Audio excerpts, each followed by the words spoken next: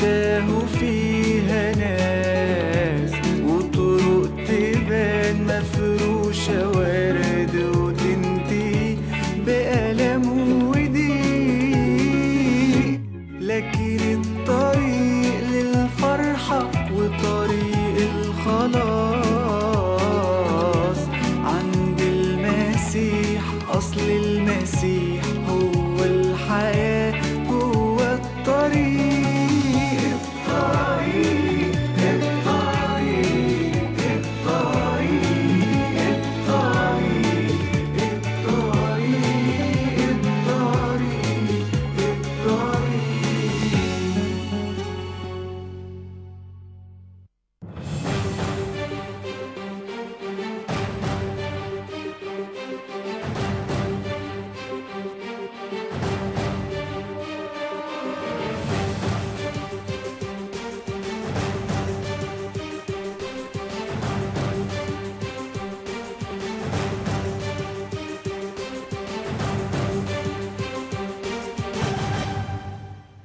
Well, we all remember the old story from when we were kids, the old Mary had a little lamb, and everywhere that Mary went, the lamb was sure to follow. Well, wherever Islam goes, violence, not the lamb, violence is sure to follow. Everywhere on the news now that you look at global international news, what are you seeing but what did Muhammad do? By the way, on my YouTube is going through the charts. It's going really good, off the charts. Thousands of people are logging on. We're actually sharing our Facebook on General Sisi's Facebook page, on President Morsi's Facebook page. Is some big sheikh, Islamic sheikh with over 3 million followers. We're posting on that. It's having a lot of success. A lot of people, Muslims in particular, are coming to watch these shows. We record the whole show, post it up on Facebook. This will be the 8th show that'll be posted tomorrow morning, put up on Facebook, and it's getting a lot of action from the Muslims. Are watching for the first time in their life, what did Muhammad do, their prophet? And just like the Ikhwan Muslimin, the Muslim Brotherhood, everything they do, and ISIS, the Islamic State of Iraq and the Levant or Syria, everything that these guys do is all based on what did Muhammad do. So let us watch what Muhammad did, clip number 18.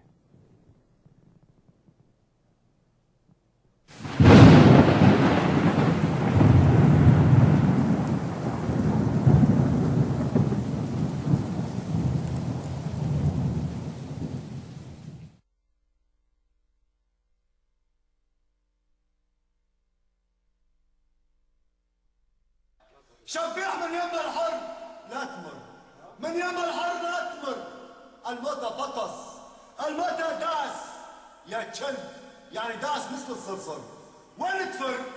الحر صقر، الحر صقر ومزين الساحات، والحر سيف قصاص، روس العصابات. تأتيني فرصة أذكر لكم ذبح إحدى الأحرار الشام مسكين في المستشفى، كان يعالج، والظاهر أنه تحت تأثير البنج أو ظن أنه في أيدي الرافضة أو أي مكان ما يعرف السبب. قال يا زينب يا حسين، فجوا قالوا هذا مشرك، ودخلوا عليه ذبحوه، قطعوا رأسه، مع أنه قال هذا منها جماعة، ورجل تحت البنج ويتألم ما يدري ما يقول، أخذوه بالقوة وقتلوه، قطعوا رأسه، وطلعوا فيديو يمدحون أنفسهم فيه، موجود، روحوا في الفيديو ترونه.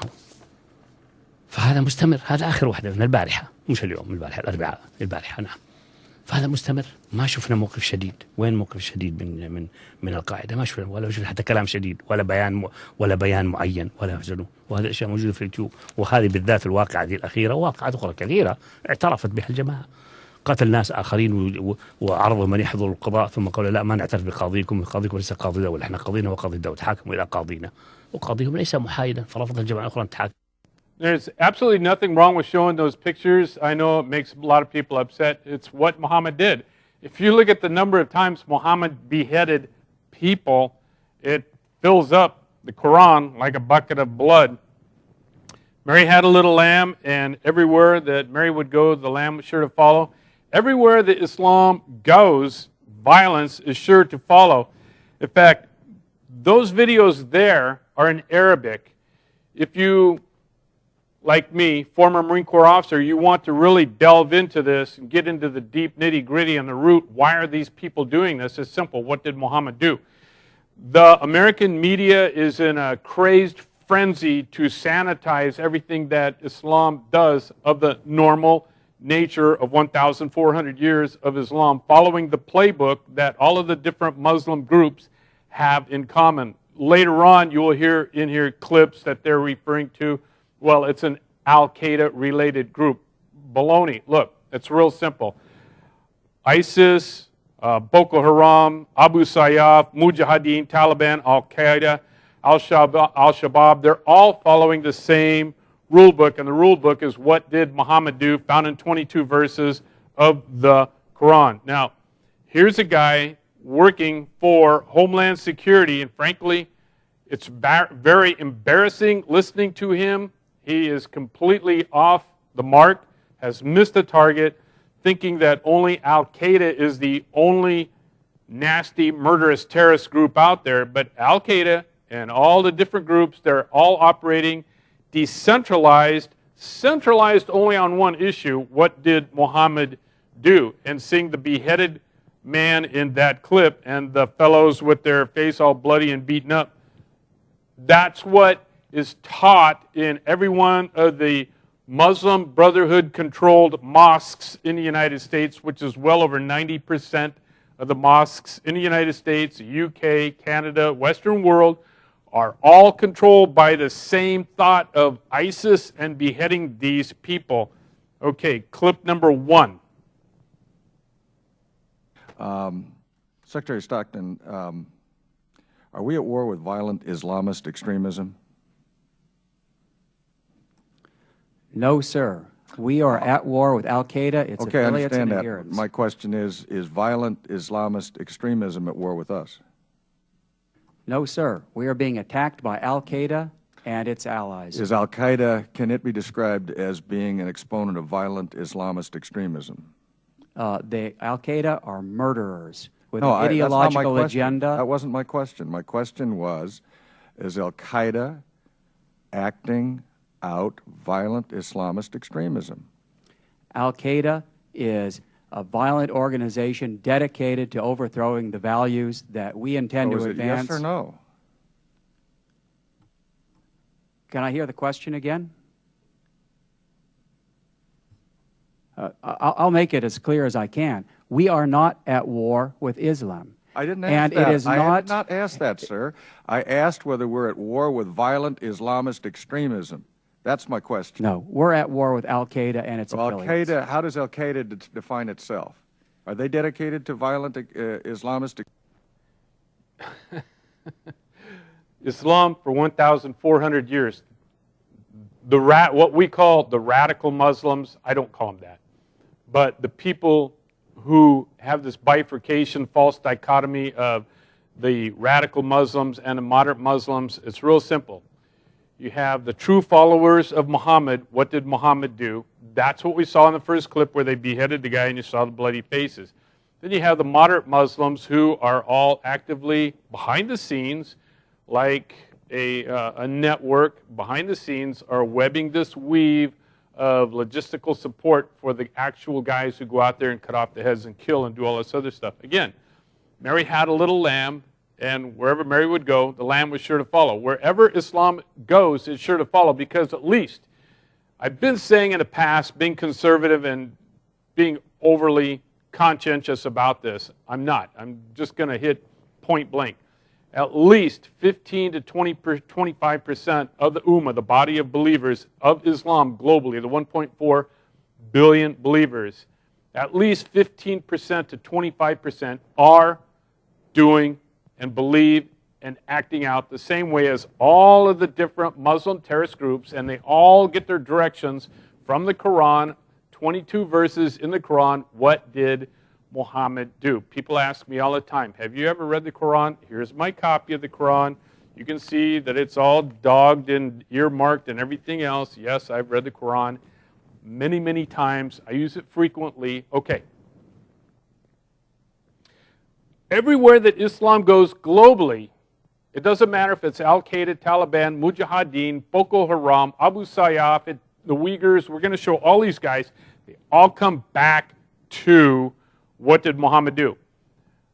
I do not sound like a broken record. One of the key tenets of leadership, as Winston Churchill did in anticipation of World War II, was to continually expose the truth, pull back the veil of lies protecting Adolf Hitler and the Third Reich as they prepared their own network, which is very, very small, very, very small. There was only about 80 million Germans at that time. There's 1.4 billion Muslims throughout the world. Yes, many of them do not understand the Quran, but all of them understand the very violent nature of the 15 to 25%. Just like the mafia with the Godfather and the soldiers, the rest of the Italian community is terrified, and through their silence, silence is consent, qui tacit consentire videtur, they aid and abet the Black Widow Godfather at the top.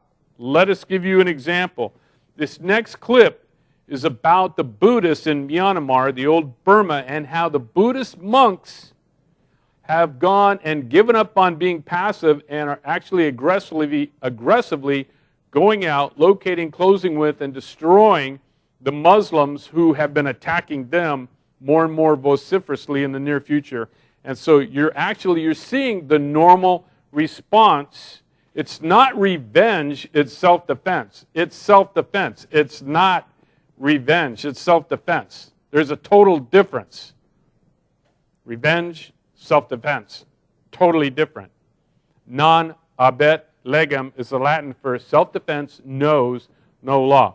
Watch and listen how the media skews these gentlemen who are training the other Buddhists to protect themselves and says they're Islamophobic. The media is our own worst enemy, censoring and sanitizing, covering up the evil, wicked deeds done in the darkness and then covered up by the media, including Fox News. Fox News, to a certain degree, is just as guilty. So clip number 9. Clip number 9.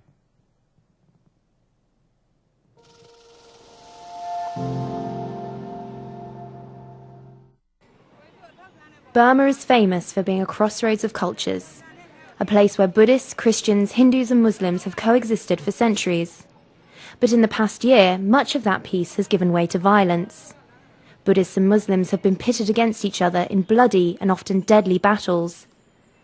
To many, the fighting has seemed sudden and unexpected, a throwback to violence under the military junta that ruled Burma for nearly 50 years. But one group has been pushing for violence against Muslims for months, a new breed of militant Buddhist monks. Warathu, known as the Burmese Bin Laden, is their leader.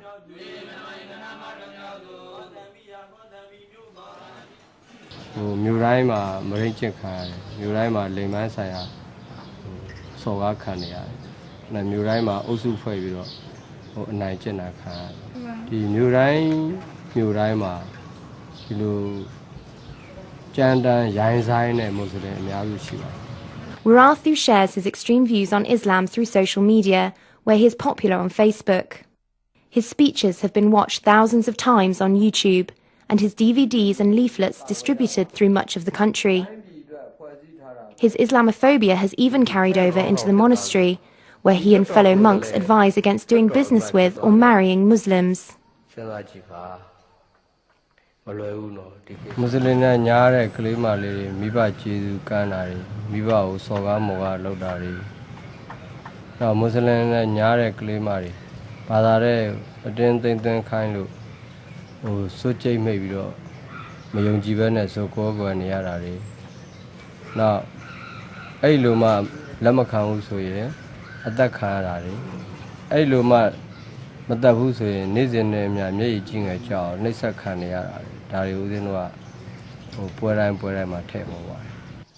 Last month, over 40 people were killed in Mektela after fighting between Buddhists and Muslims broke out. Shops were destroyed and homes and mosques burnt to the ground. Nearly 13,000 people were forced to flee, most of them Muslim. All right, so that was in Myanmar, the old Burma, but it's all over Asia. So we're going to go back to China Back to China right now. So everything in common, violence. Where does this violence come from? Why do these people want to behead? Why do these people want to attack? Why do these people want to kill?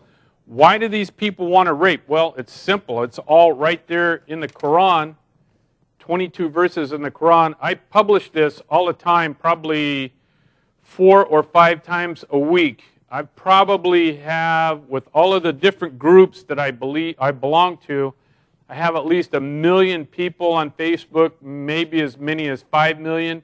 And with the news, with the Muslims being the best teacher of all, it's not me. Thank God for the Way TV. We're doing a great job.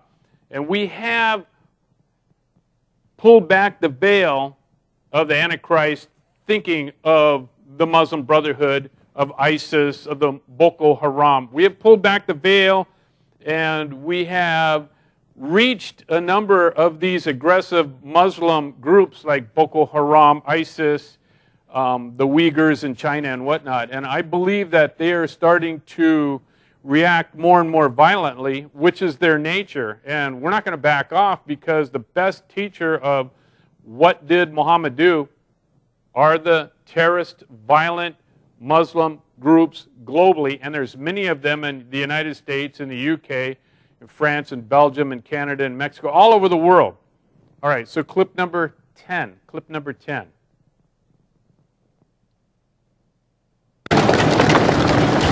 A show of force by China's military taking charge of security just days after ethnic violence boiled over the streets of Xinjiang's capital city, Urumqi. Chinese troops have poured into the region, some heavily armed. Though the unrest has been brought under control, tensions remain high. These Han Chinese carry sticks, they say, to guard against violent attacks. On the other side of town, nervous Uyghur residents padlock their homes. Ethnic tensions run deep in the region, with minority groups complaining that they are subjected to discrimination by the majority Han Chinese. That tension now at boiling point. It's a bit better now, says this Uyghur woman. They are here to protect us. This is the Great Bazaar area. Now, it's interesting. Wherever the violence happens, the people who initiate the violence are those who follow the Quran and did what Muhammad do.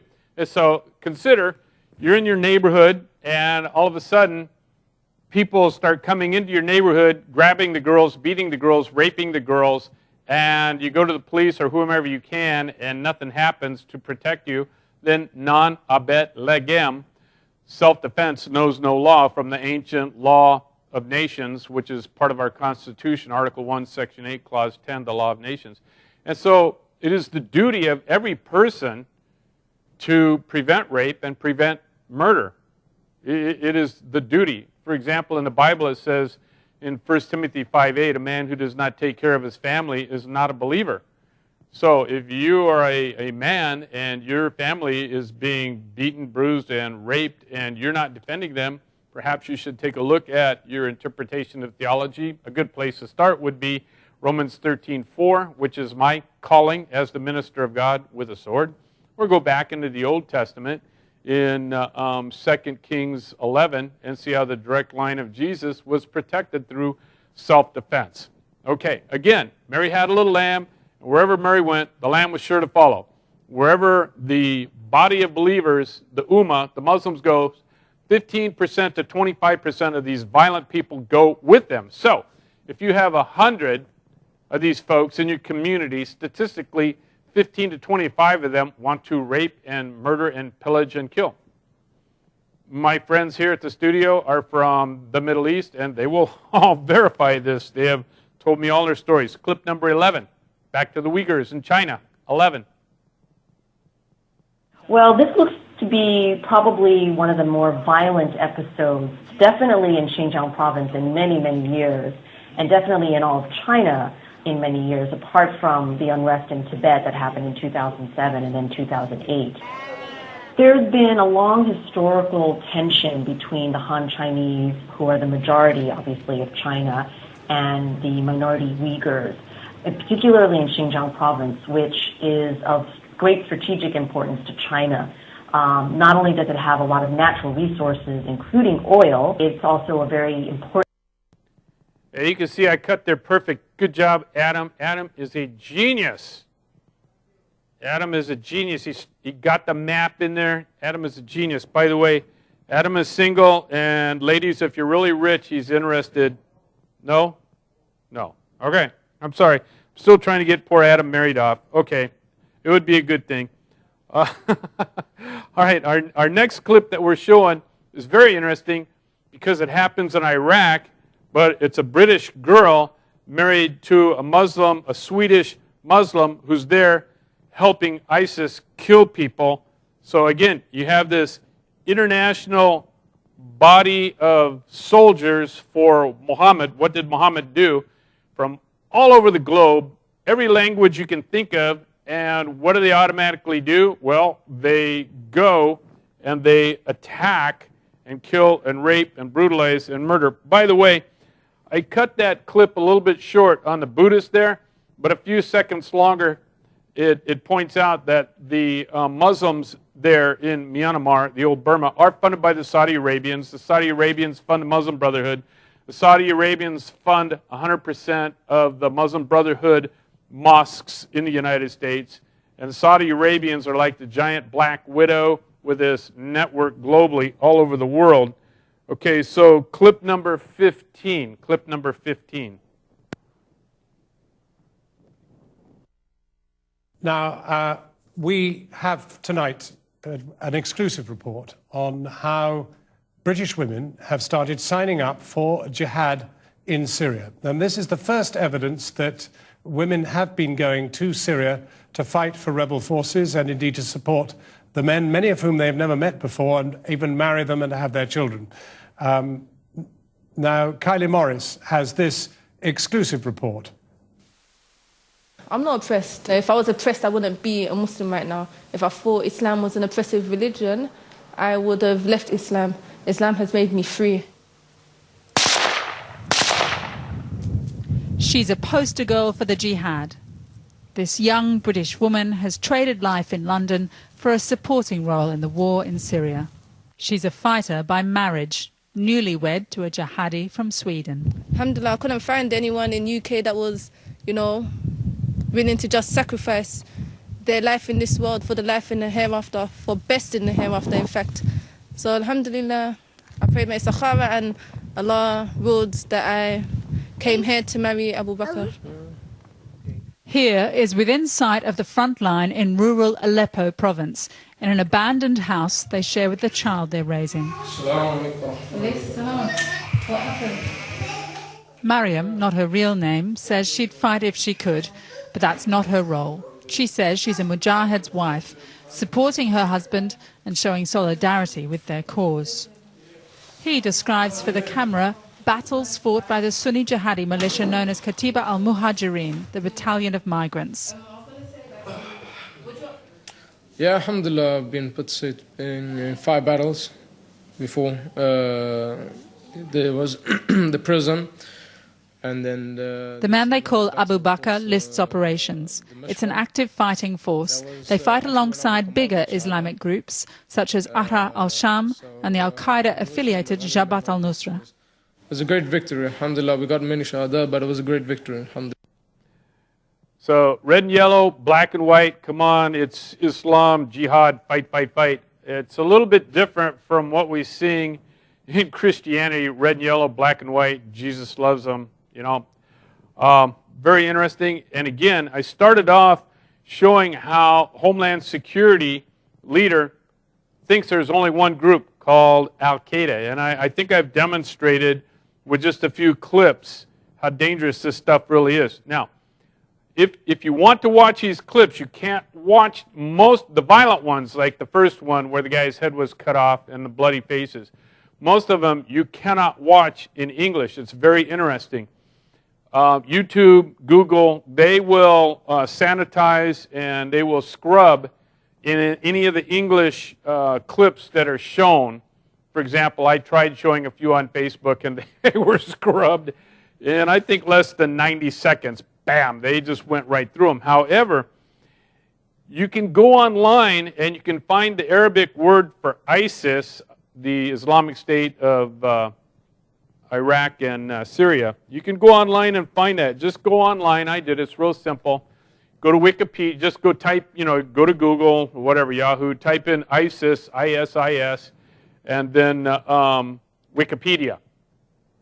It'll come up like that. Very good article. It's a very accurate article. The fourth line down from the top says Arabic acronym for Daesh. Daesh is the Arabic for ISIS. Daesh. And then they show the Arabic script. Now you're going to copy it from the opposite direction, different from when you do English. It might take you a time or two to figure out, oh, just go in the opposite direction. Copy it, go to YouTube, and put in ISIS, that Arabic word there, Daesh, put that in the title block for YouTube and hit enter, and you will be stunned at the hundreds and hundreds of videos that come up, and they are graphic. I watched one a couple of days ago where they were beheading a woman. It still bothers me that I saw it. However, a good medical doctor wants to know the worst that his patient has so that he can cure his patient. And in developing proper intelligence, we want to also find the same thing. So I've been showing a lot of pretty nasty clips here. And perhaps we'll take a different point of view and then come back and tie them all together to what did Muhammad do. And we'll go to clip number 4. Clip number 4.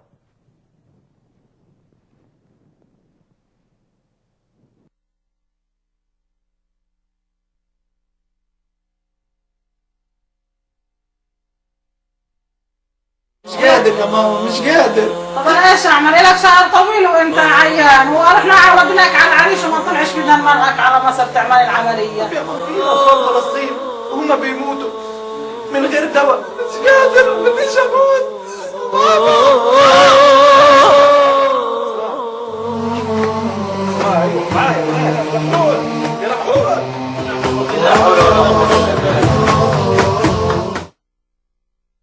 باسمكم أنتم أحبابنا الأطفال، اليوم نرحب بالشخصية الجديدة وصديقنا الجديد، صديقنا السود. أحبابنا الأطفال، فصديقنا السود عاد إلى بلاده سالما غانما والحمد لله، هنا إلى بلاده فلسطين بعد أن كان مهجرا في دولة عربية أخرى غير هذا الوطن الشريف. أحبابنا الأطفال، يا ماما بدي أقول لك حاجة. قول يا أمي. وين نحول؟ زمان أنا ما شفته. واصل مشوار وعده أجا، وصل مشوار وعده أجا إن شاء الله. بتأخرش. وصل في الليل هيك مشاوير كيف طالعين؟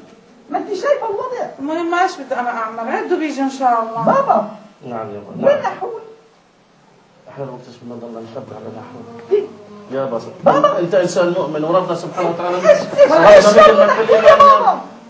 الحمد لله. انت انسان مؤمن يابا، انت انسان مؤمن يابا وانسان مسلم. الحمد لله رب العالمين، وهذا كرم من الله سبحانه وتعالى. اخوك نحول عيه ومرض يعني وعيه عيه. في المستشفى. انا في المستشفى يا بابا. لا مش في المستشفى والله يابا، ما هو في المستشفى. نحول ربنا سبحانه وتعالى استشهد نحول. لا يا بابا والله استشهد يابا نحول.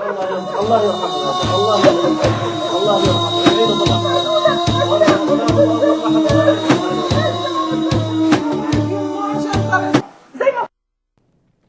So one of the basis of common law, the law that we hold in common, which is always based on some form of religion. We've gone over that before. Maybe we should go over it right now. But it's always religion. For example, the practical application of our deepest held and most cherished beliefs, the practical application of our deepest held and most cherished beliefs are known as politics or government, which, of course, our deepest held and most cherished beliefs are religion.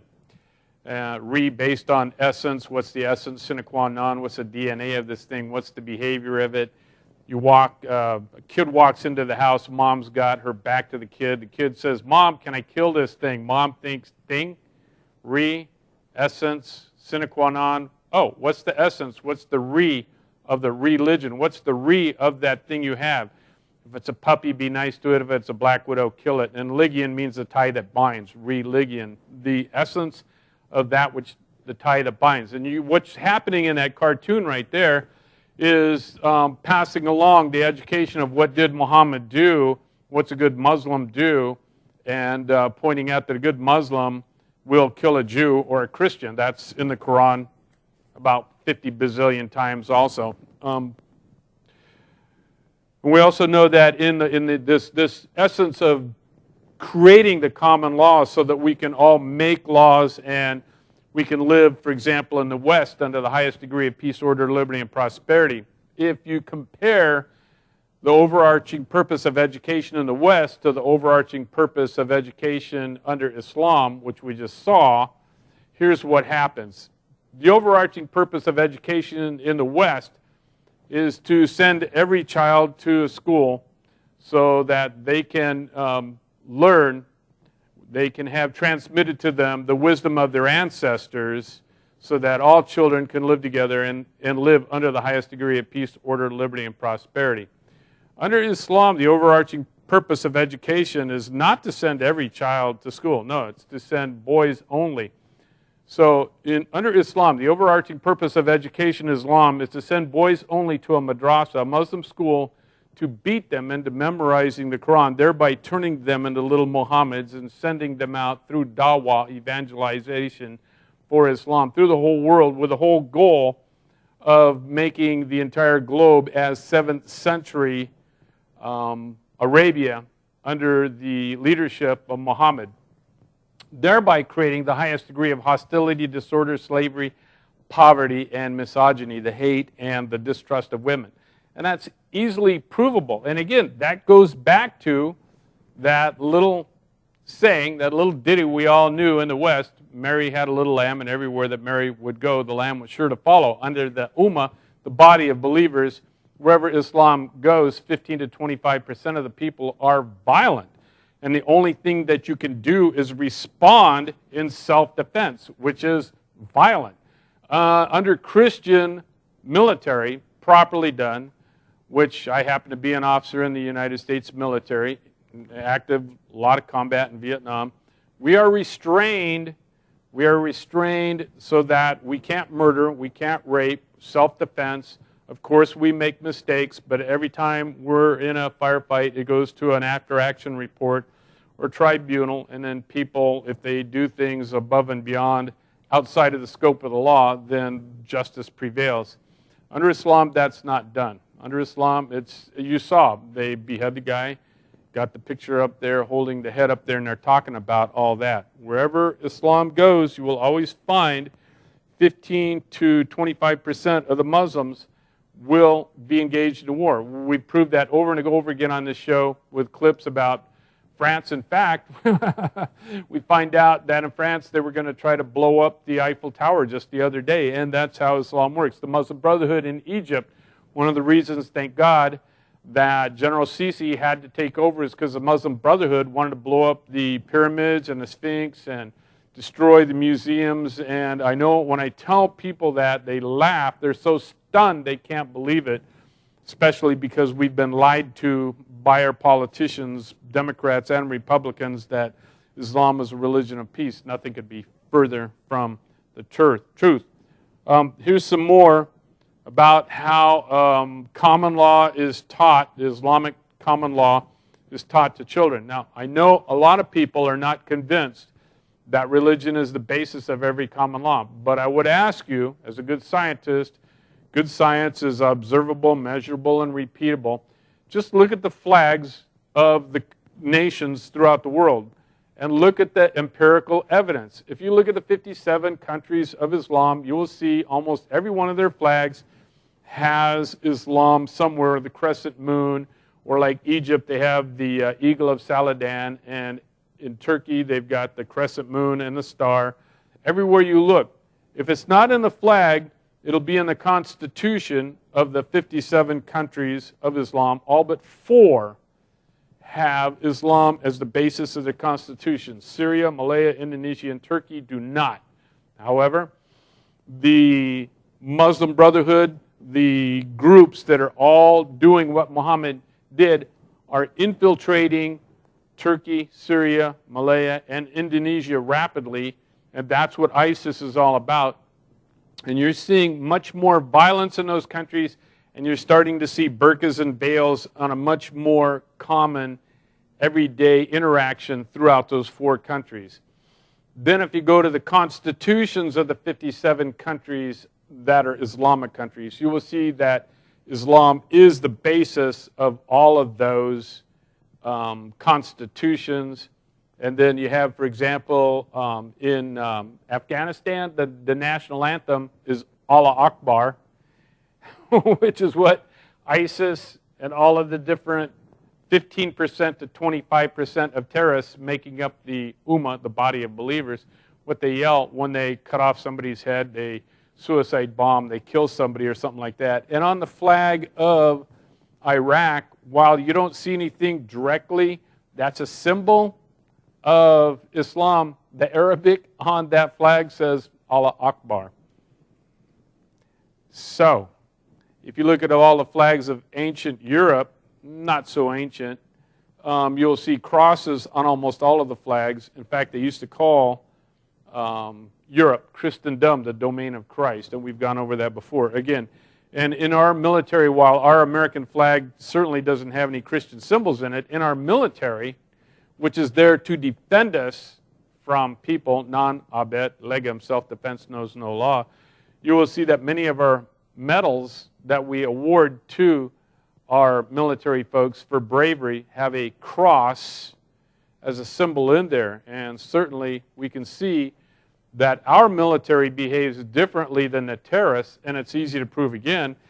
Back in the Iraq-Iran war of years ago, when the soldiers were slaughtering and killing each other, they never grabbed a woman or a child to use them as a human shield because they knew that the other miscreant, the other Muslim warrior, would merely shoot the woman or the kid and kill the soldier. As soon as we went, UK and the United States went over to Iraq and Afghanistan, the Muslims began using women and children as human shields, again, pointing out that our deepest held and most cherished beliefs are our common law and how we behave and how we treat people. In India, they have the Hindu wheel, and that's part of karma and things of that nature too. Clip number 13, I need a little comedy here. Clip number 13, I think you'll enjoy this.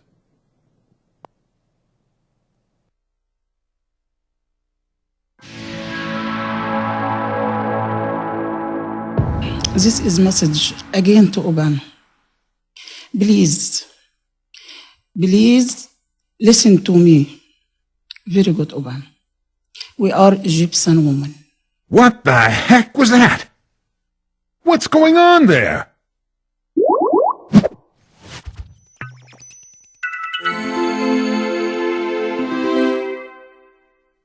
Please, Obama, I wanted to see you. Who in the world was that? Why? Why did you, Obama? Why, oh, why, oh, why? Why did you intrude in ex-affixer in Egypt? What a day. Are you crazy? In ex-affixers in Egypt belong to Egyptian only. Oh, no. The brothers Zuhud are big liars. The brother Zuhud is Egyptian woman. Oh, brother. Nobody believes a liar. The brother Zuhud is a big liar. And Muhammad Morsi is Egyptian woman. Oh, brother. How did that happen? Please, Obama. Enough. Stop, Obama. Shut up your mouth, Obama. Why me? Shut up your mouth, Obama. And we are Egyptian women. See you too.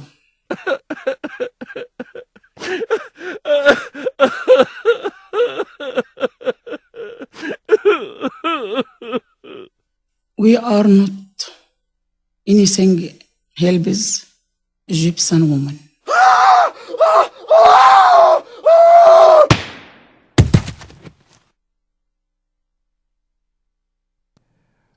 That's pretty funny. They kicked out Mubarak. They brought in the Muslim Brotherhood, came in through violence, murder, everything that they did. The Muslim Brotherhood is the quintessence. They are the sine qua non. They are the 15 to 25% of the violent people that make up the Ummah, the body of believers. And so what happened, thank goodness, the army was still strong enough under General Sisi that they were able to reorganize and regain a sense. This is hard for most Westerners to believe, but they came in and they actually established a lot more liberty and freedoms under the military leadership of General Sisi than the Muslim Brotherhood. The Muslim Brotherhood are fanatic, crazy people who rape and murder for fun. That's what they do. They follow what did Muhammad do. General Sisi came in and with a spirit of getting along and the golden rule to do unto others as you would have done unto yourself has reestablished a lot more peace in Egypt. Now, it's true the Muslim Brotherhood are still running around and causing a lot of problems, but it's a lot better than it was.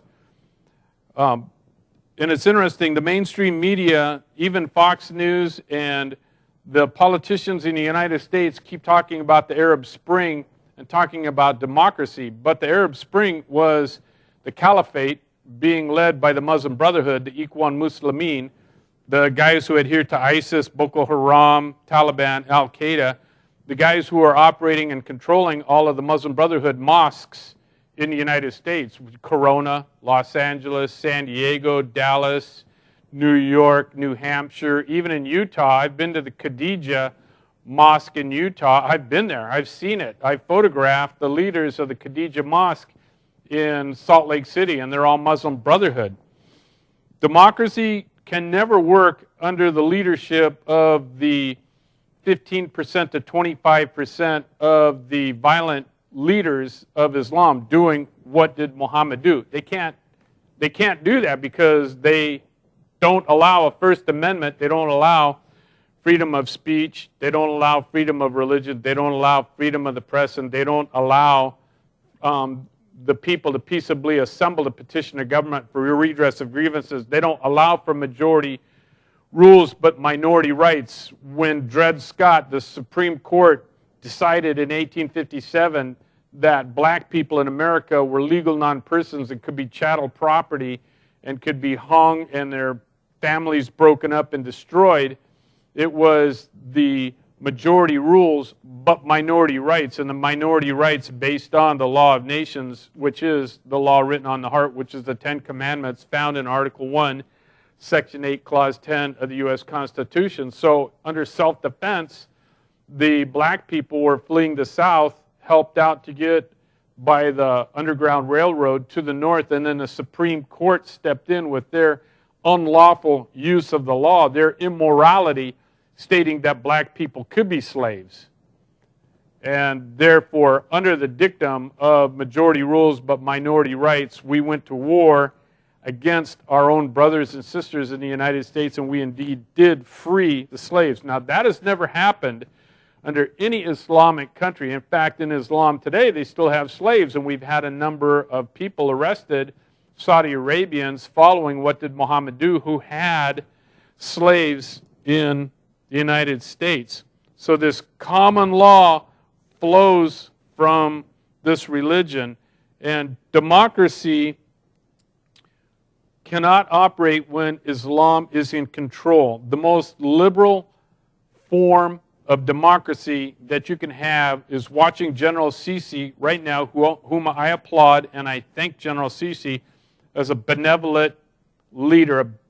In the political science, we would say a benevolent dictator. However, under his rule and suppressing the violence and the raping and the beating and the killing and the desire to blow up the Eiffel Tower and the pyramids and the Sphinx and the museums, and to kill the people who run the stores and the shops and the bazaars there in Egypt. When Sisi came in, he began to immediately restore the liberties and the freedoms that the Egyptian people had. Now, Obama actively aids and abets the Muslim Brotherhood, and Obama was trying to get the Muslim Brotherhood back into force and trying to get them in control back again in Egypt. And so that lady, in that very prescient and extremely well done satire, did a great job of exposing the follies of Obama. Now, that cartoon is very, very popular in Egypt. I happen to like it. Hardly anybody in the West knows about it. It's under Egyptoons, Toons, and you can find it on YouTube. It's very, very well done. Very well done. Clip number 16. Clip number 16.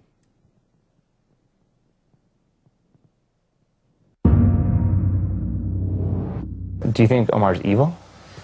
I mean, you know, I don't think he's like an innately super evil person. You know, has he done things that are really bad? Probably.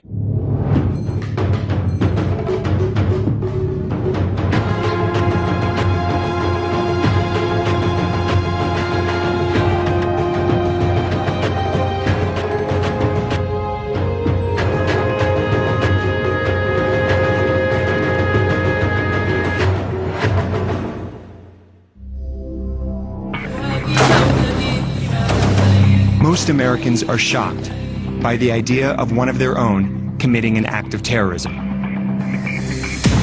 But from the shooting at Fort Hood to the attempted bombing in Times Square, homegrown terror is on the rise, both on our own shores and abroad, where a growing number of Westerners are answering the call of Islamic extremists.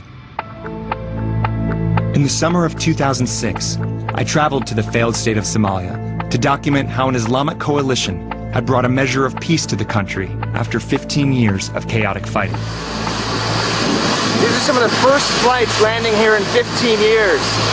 Everyone's coming back to their homeland. It's incredible. I thought I was the only American in town. But little did I know that among those who would soon arrive at the airport was another American. A young man perhaps not so different from myself, but who was there, in fact, for very different reasons. 4 years later, I've gone in search of that man, to find out who he was and where he came from.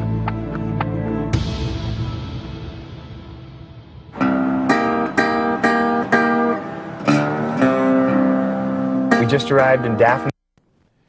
He goes on to say he's from Georgia and he was raised as a Baptist and whatnot. But once again, we're coming back to that common law, that education system. We're showing those funny cartoons that seem so silly with the rabbits and the animals and the little kids up there talking and doing all that stuff. But it all comes back to the basis of ethics. The big word is axiology, the science of ethics. And the science of ethics is real simple. It flows from our deepest held and most cherished beliefs. Again, the practical application of our deepest held and most cherished beliefs is known as politics or government. And of course, our deepest held and most cherished beliefs are known as religion. Re from thing, the essence, sine qua non, and ligion, the tie that binds, the basis of why do people do what they do. Why is it that most Christians, even if they've become atheists, still operate under do unto others as you would have done unto you? Or the negative, do not unto others as you would not have done unto yourself. Leave me alone, I'll leave you alone. But under Islam, it comes down to always what did Muhammad do? So the Americans going over to Somalia to become violent. The man from Sweden marrying the girl from the UK to be violent. The people in Myanmar, the Buddhists, become violent because it's self-defense, non-abet legem, self-defense knows no law. They're protecting their families. And under Islam, the only way you can protect yourselves is self-defense, which by its nature is violent. Lady Justice holds a sword in her hand because justice, law without the potential of violence is not law. It is a suggestion. Think of Nehemiah in the book of Nehemiah.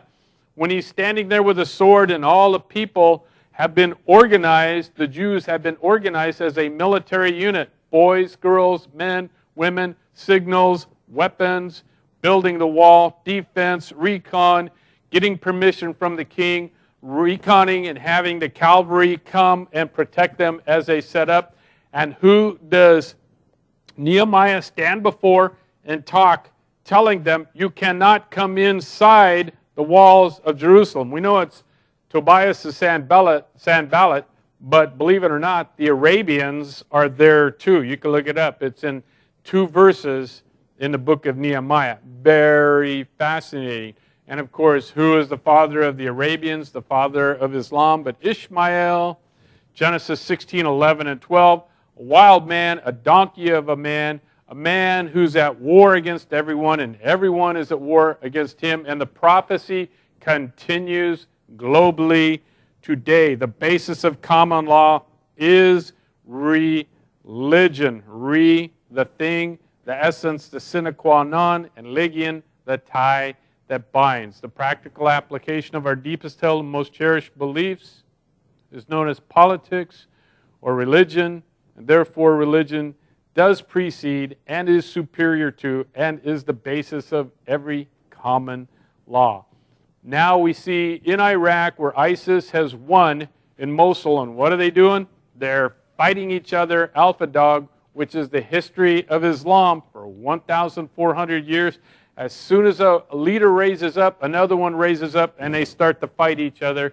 We see that, thank goodness, thank God, in Egypt, where General Sisi was able, through the military, to rise up and to box in, hem in, arrest the Muslim Brotherhood.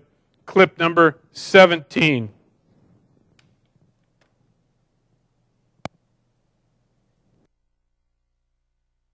Dios Sisi, Al-Shabaab, Dios Sisi, Al-Shabaab, Dios Sisi, terrorist, Dios Sisi, terrorist, Dios Sisi, Al-Qaeda, Dios Sisi, Al-Qaeda, Dios Sisi. In a secret location deep in the Somali bush, I meet Al-Shabaab, one of the most feared Al-Qaeda affiliated organizations. This is the jihadist group behind the attack at the Westgate shopping mall in Kenya 2 months ago that left 67 people dead. This is the face they want the world to see. This is the Al-Shabaab class of 2013. Around 300 newly trained fighters have completed a 6-month course, the same military training as the Westgate attackers. Al-Shabaab have given me exclusive access to film their graduation ceremony. Today, they are rewarded with a visit from Al-Shabaab's spokesman, Sheikh Ali Dere. He is the public face of the group and the only one willing to show his face on camera. يعني waxa waaye dulligaas iyo haweenkaas adduun jacaylku keenay waxaan uga bixi karnaa diinteena u laabano oo ah jihaad iyo icdaad. في سبيل ديننا لا يروعون الفنا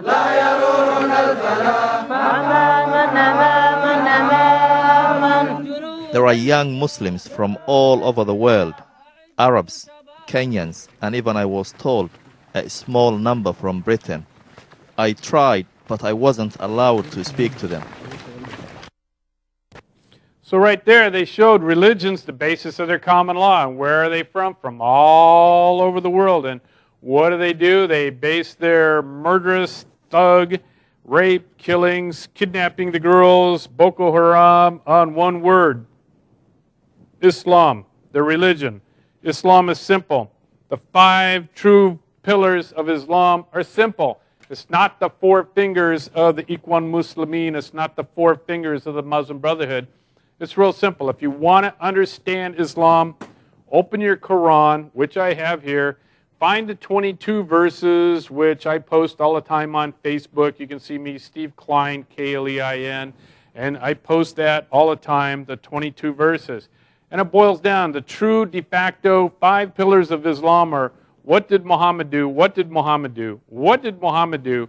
What did Muhammad do? What did Muhammad do? He was violent, violent, violent, violent, violent. And wherever you see Islam goes, 15 to 25%. 15% of the 1.4 billion Muslims globally is 210 million people. Germany in World War II was only 80 million. In the United States Marine Corps, one of the most violent organizations in the history of the world, are less than 200,000. Now, listen to the media, and diplomats get it all wrong. They've got it all wrong, and no wonder we're in so much trouble. Clip number 8, and we'll be done. Clip number 8. In addition to last week's church bombing in Pakistan, Christians have also been targeted recently in Egypt and at last week's mall attack in Kenya. Is this merely a coincidence, or is there a wider trend? To explore that, I'm joined by U.S. Ambassador at Large for International Religious Freedom, Susan Johnson-Cook. Welcome, Madam Ambassador. Thank you. It's so wonderful to be with you. Thank you. We saw what Fred wrote about, or broadcast just now, just about Pakistan. Is this something which is a worldwide problem? Well, it is a worldwide problem. You know, as Ambassador for International Religious Freedom, my portfolio is 199 countries of the world. And so we see it frequently. First, though, I want to send my condolences to those who were the victims of the attack, those who lost loved ones. We certainly want to send our condolences and sympathy. It's not just recent. It's been throughout the world and throughout history, and it opens up the whole conversation of religious freedom.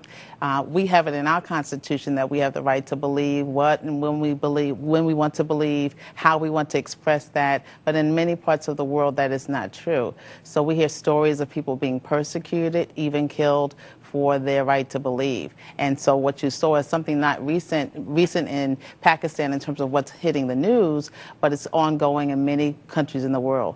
And is it just about Christians who are targeted, or are other religions targeted as well? Many religions are targeted as well. Religious minorities all over the world. And part of my portfolio is to protect religious minorities and urge governments to protect religious minorities where they are, to also hold perpetrators accountable for their crimes, and also to promote respect for different faiths. How do you do that, especially if you look like you're someone imposing U.S. values in other parts of the world? Well, we certainly don't go to impose, but there is the Universal Declaration of Human Rights, and we make sure that the standards that are international agreements are adhered to. So it's not about imposing United States standards, but adhering to the international standards.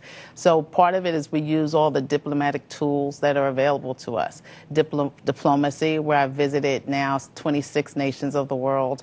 We use public diplomacy, where I talk here around the country about issues of religious freedom. And we have an annual religious freedom report that comes out, and it shows the trends of all 199 countries each year. Well, let me ask you, you have a term of art which is called countries of particular concern, but nowhere on that list is Pakistan or... Okay, very interesting. This is how they think. Now remember, we started with the first clip where that gentleman from Homeland Security said only Al-Qaeda is this murderous thug group. Then we go through all the clips and we find out, wait a minute, it's not just Al-Qaeda, it's 15 to 25% of the Ummah, of the body of believers. Then this lady comes in, very sweet, nice lady, I like her, and she says, well, this is very interesting. Of the 199 countries, this is all global and historical. Well, it's global and historical because it's like Mary had a little lamb, and wherever Mary went, the lamb was sure to follow. Islam, wherever Islam goes, violence, 15 to 25% of the Muslims are sure to get violent. We showed that clip after clip after clip. This is good science. Good science is observable, measurable, repeatable. We can go through the historical observation, the measurement, and the repeating time and time again. Wherever Islam becomes the controlling agent of a country, the common law, the practical application of our deepest held and most cherished beliefs is known as government, common law, politics, and of course our deepest held and most cherished beliefs are known as religion. The thing, the essence, ligion, the tie that binds, and we know wherever Islam goes, they do what Muhammad did, and what Muhammad did was to murder, to rape, to beat, to lie, to cheat, and for this very dear, sweet lady to suggest that we don't need self-defense, that we don't need to follow Romans 13:4 and use the sword judiciously in accordance with our deepest held and most cherished beliefs, the golden rule. Do unto others as you would have done unto yourself, or the opposite of it, the negative of it. Do not unto others as you would not have done unto yourself. And for this dear sweet lady to suggest we can use diplomacy and perhaps sue and these Boko Haram and Al-Qaeda and Mujahideen, ISIS, that they're going to become good little boys and stop, that we can use diplomacy to stop this when the 199 countries of the world today and the history of Islam all point out to us time and time again that the very DNA, the very sine qua non, the very basis, essence, thing, the of Islam is what did Muhammad do? Stay tuned. You're going to see a hell of a lot more violence over the next 50 years. Yours truly is more than able and capable of doing a self-defense properly, legally, in accordance with the Anglo-American common law based on the 10 Commandments. It's real simple. Until next week, adieu.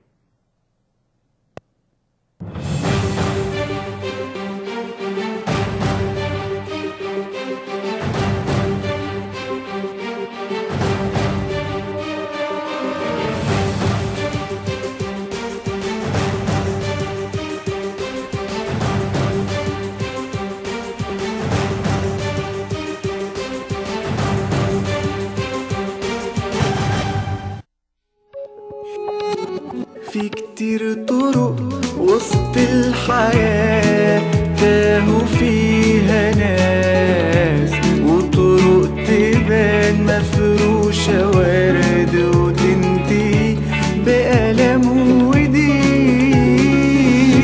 لكن الطريق للفرحة وطريق الخلاص